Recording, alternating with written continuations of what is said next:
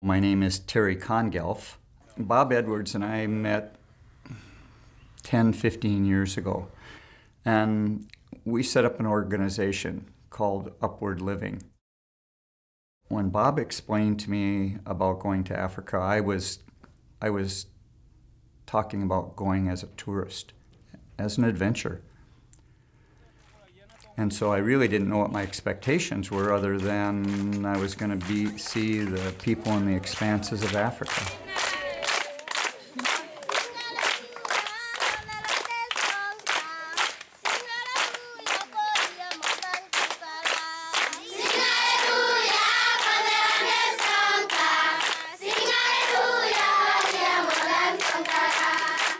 When I got there, it was so much different than what I thought. Kenya is one of the poorest countries in the world. It's one of the most distressed countries in the world. One of Bob's friends picked us up and started taking us back into the backcountry of Kenya. So we actually traveled into an area of Kenya that is the poorest of that country. It was so difficult to fathom the depth of the poverty. From the minute we hit the ground with our feet, the people that were there started taking us around to communities, schools, and churches.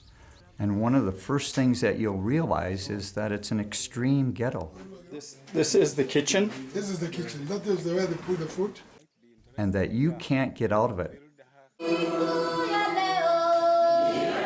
Their whole lives revolve around churches. What most people don't understand is that 85% of Kenya is Christian, and they live and breathe their religion. Their lives revolve around it. The people are very humble. They're simple people. They make very little money, but they're strong. They're determined to give their children and to give their families a really good, dynamic hope. And that's where Upward Living comes in, is to offer them some hope. And that's the greatest need that people have.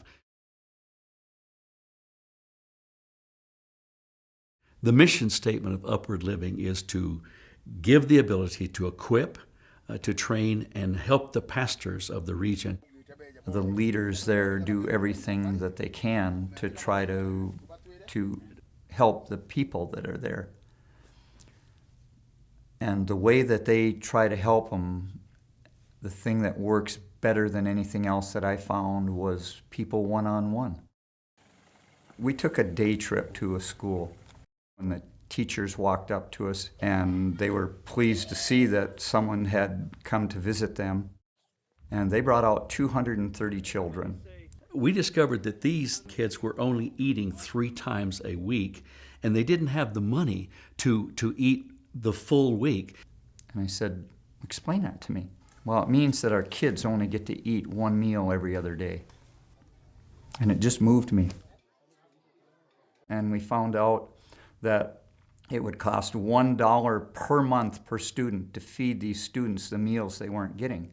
And without even thinking, I just said, I'll donate the $2,000. And I cannot imagine how impacting it is on the parents, on the staff, and on these children that they're going to get to eat 5 meals. And it just kind of blossomed from there, and it changed how I thought about people and how much help they need and just what can be done to help them. We were looking at some land, and I see this little girl that's wandering around, and she's just following us. And we realized that she was virtually homeless, being raised by an 80-year-old grandmother, that we could, for as little as $600 a year, we could supply her with clothing, lodging, an education, and a future. And so I ended up, in this long story, that I ended up becoming her legal guardian, and I put her in a boarding school, so I know that she has a chance at life, at not starving, at getting education, and it was a one-on-one experience that would change me for the rest of my life. The idea was to keep the project small and not real costly, like feeding the kids at the school out near the desert. and sponsoring students at school that were in the most need, and putting communications in to teach teachers that will go out and help other kids. The reason that the model of one-on-one is important is the ability to see success, not pie in the sky, but right now, here's the projects, one-on-one, let's work together. There is a committee that we established. Julius Wamba is the chairman. David Mbai and Festus Nkangari represent the feet on the ground, the eyes for our work. Their function is that Julius represents sort of the leadership. He keeps in touch with the global sense of the Presbyterian Church East Africa. David and Festus are actually coordinating, finding the workers, and all three of these men are volunteers, a passion deep inside of their chest, so there's no economic remuneration for their work from Upward Living. And the idea of the committee was to help us find projects. One of the projects that really were specific to me is the Tharaka Water Project.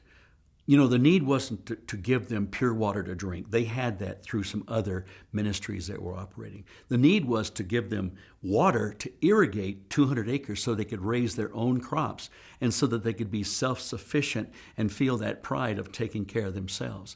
And that water was going to feed 2 pastors, equip them then to help 12 churches in the Tharaka area to be self-sufficient. The benefit is they'll be able to feed their animals.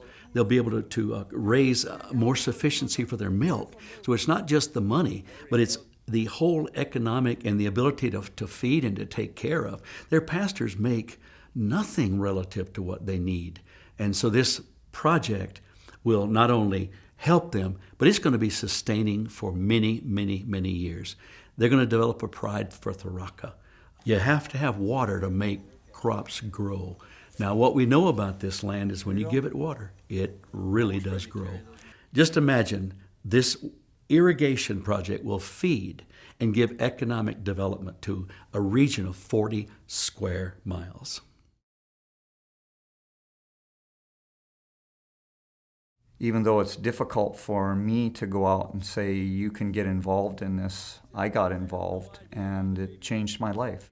You're going to affect someone dramatically. In Kenya and in Tharaka, you're giving to people. You're giving to their hearts. You're giving to their very sense of worth and value. The power of a single dollar. You know, a lot of times people think ministries are looking for the big $10,000, $20,000, $50,000 gift. That's not really realistic. There are people out there, but what we're looking for is folks sitting in the pews, sitting in a missions commission to give what they can, $1, $5, $10. Multiply that and you've got enough to water, to irrigate, to buy 18 goats that become 36 and 72. The little gift is significant. The large gift is sought, but the importance of the smaller, regular, consistent gift cannot be underestimated. It's very, very simple. It takes an organization like ours, and it takes some people here and it takes some people there, but these people are all dedicated and they're all donating their time and energy to help other people. Then you can't save all those people, but you can take 1 or 2 of them and change their lives.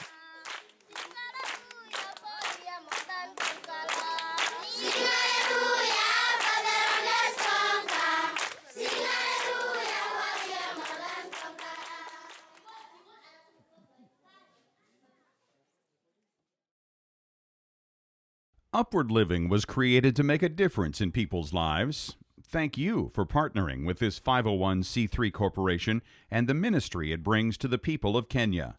Give a gift and build a people with promise. Thank you, and God bless.